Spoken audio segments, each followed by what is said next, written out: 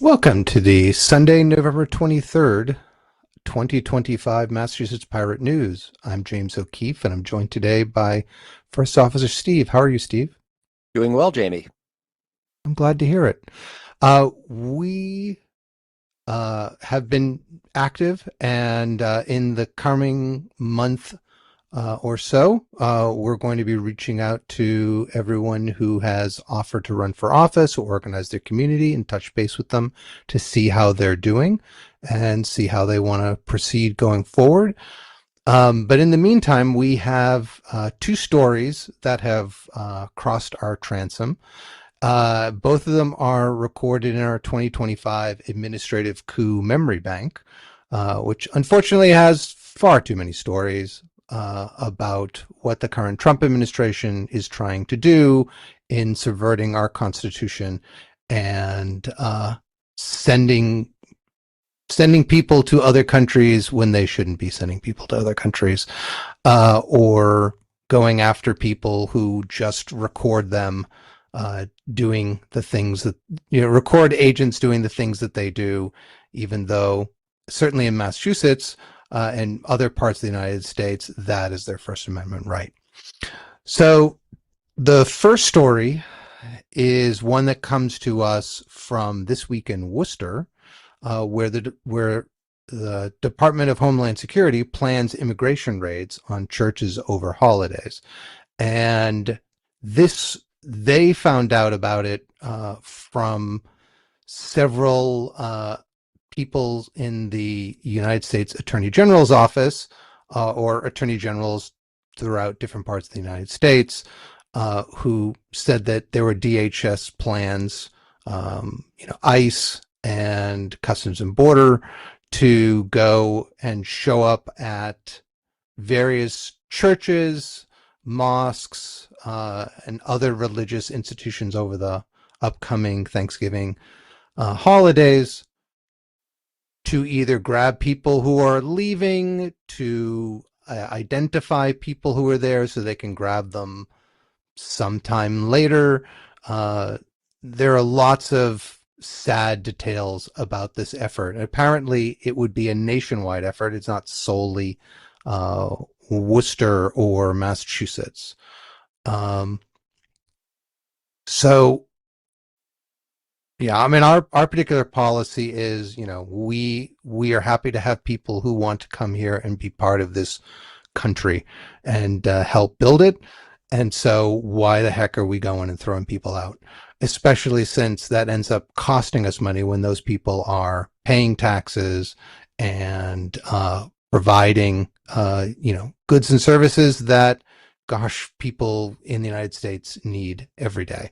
And indeed, the net benefit, not that this is solely an economic argument, but the net benefit of immigrants is positive, and they always are adding things, in net to our country and making it a better one.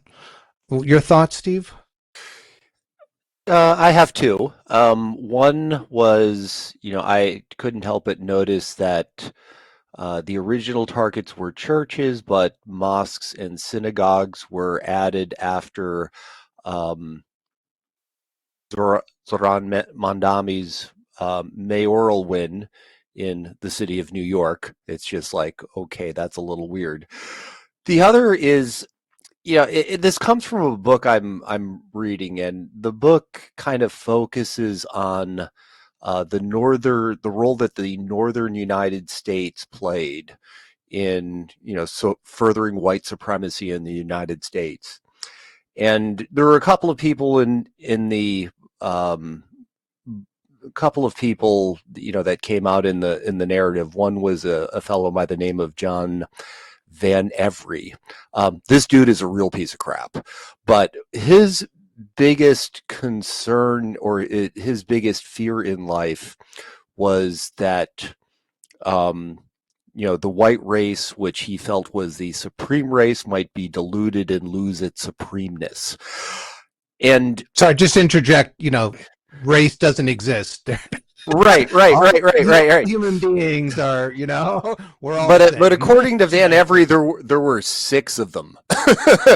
Not only did race exist, but there were genetic races exist. He felt that there were six of them, and he had a hierarchy, and he basically made spent his life writing newspapers, writing books, and giving talks to further this sort of idea.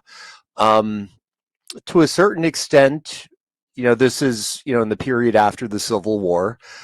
So there were certainly a lot of people who took those ideas, but I don't think they ever completely went away. And I do think that what we're seeing today is just sort of another phase of that sort of reaction to the fact that, hey, not everyone in America is white, or I should say the United States, because a lot of the Americas, North America, South America, are not white at all. But yeah, it's just these fuckers, man. That's all I got. Yeah, I mean, I've been watching PBS's The American Revolution, and they make the point that um, there were uh, there were African Americans here who fought on the side of the revolution, and indeed there were a fairly sizable number who fought at, say, the Battle of Breeds Hill or various other battles, and there were also Native peoples who fought. But man, this country so wanted to enslave people of African descent and make sure to steal the land of the native peoples that, gosh, they knew what side they needed to be on, and there were far more people, um, you know, far more far more slaves who left to join the British or native peoples who sided with the British, because it's in there in the Declaration of Independence, Mhm. that the attempt to they wanted their Labans around going out west, and gosh, there were no native people who were going to get in their way. Mhm. Our long sordid history. The next, our second topic is about something that came out recently. Do you want to give us an update about what was revealed before and how are things going to go forward? Sure. So I think we could file this in the Your Data and Who's Selling It folder. This one comes to us from 404 Media, and it is about ARC, which is the Airline Reporting Corporation. So ARC is a data broker that's owned by a bunch of the major airlines. And basically, it's used as a data aggregation and sharing thing, primarily to facilitate transactions with booking agencies, folks like Expedia, Priceline, and Kayak. But basically, whenever you make a flight booking through one of these agencies, ARC gets a copy of they you know the basic trip information, or the basic trip information. So who's traveling, when they're traveling, where they're traveling to and traveling from, and what credit card they use to pay for the tickets. Now, ARC had a program called TIP. TIP is the Travel Intelligence Program. And if the word intelligence tips you off as to who it might involve, you were right. Basically, this was TIP was ARC's offering, where they basically took the data that they had packaged up and sold it to federal agencies. Their customers included the FBI, DHS, the ATF, the Securities Exchange Commission, and the TSA. So when word about this program came out, or got out, several people from Congress, Senator Wyden, Senator Cynthia Loomis, and members of Congress Andy Biggs and Adriana Espia, they started writing letters to the folks at ARC saying basically, hey, this isn't cool, please cut it out. And the folks at ARC said, yes, you're right, this is cool, and we are going to cut it out. ARC notified its the customers of its tip program that it will be discontinued. They sent the announcement out earlier this month, and although the actual end date wasn't given, I don't think it was given. It seems like it will be winding up probably by the end of the year. So this is a good thing. It's also,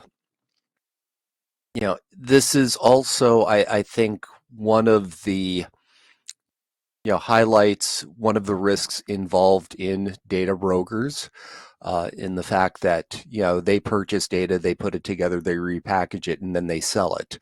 You don't necessarily know. We know who some of the big ones are, but not all of them, and we know some of the product offerings, but again, not all of them. And we certainly don't know who all of the customers are. Flight stuff is interesting for some things. I still remember like the Snowden days. We were all reminded of the role that telephone companies can play in giving three-letter agencies a picture of our daily lives. I have a suspicion, but no evidence to confirm this, that financial, credit card companies, I'm sure, I would be very surprised if there were not government-related data products for them. Because I mean, you think about a credit card. If it's something that you use a few times a day, that's a really detailed picture of your life, or of a person's life. So I'd be really surprised if they're not in this as well. But for the moment, we do have the Airline Reporting Corporation terminating its travel intelligence program. And the folks who want people's travel data, now they're just going to have to go get a warrant. What do you think, Jamie? I think warrants are a beautiful thing, and again, harking back to the American this PBS series on the American Revolution, it's literally in the Constitution that they can't just go and that they need they like one of the reasons we fought the war was because of the use of general warrants to dragnet people. And it's explicitly in the Constitution that you can't do that. But we see over and over again that the executive, the president, with oftentimes the support of of the Supreme Court, says, "Oh yeah, that's completely fine." And it's just like, do you not know our own history? I mean, I know they spent lots of years learning law and everything, but maybe they should have spent some more time learning U.S. history or something. Yeah. I want to thank certainly 404 Media for tracking this down and reporting it, as well as as well as This Week in Worcester, and for reporting the previous story. So one thing I'll just kind of finish up with, the Senate and now the House are coming. Well, the Senate came out with a bill that passed unanimously that would establish a real privacy law in Massachusetts, and the House, we hear, will have its own bill. It may be out by this point, by the time this goes live. So, if there are links, we'll put a link in the links in the description below to both of those documents. If you want to give us your feedback on them, I'm personally of the opinion that if you don't need it, don't collect it. And if you need it for a limited amount of time, fine, but then get rid of it when you don't need it and don't send it to anybody else. And certainly you have to tell people so they can choose to opt in. But like the corporations want it, as Steve was pointing out with the airline story, they love that cold hard cash that they can get from selling our information. So, but we'll put links to, one or more of those documents in the description, and, contact us at masspirates.org, and we'd love to hear your feedback. So with that, thank you very much, Steve. Thank you, Thanks for Jamie. folks. And thanks for folks who have reached this point. We hope you found it useful. You can find us at masspirates.org. And we'd love to chat with you about organizing your community, running for office, or just volunteering. So with that, take care, like, share, subscribe, and all that other good stuff. Bye.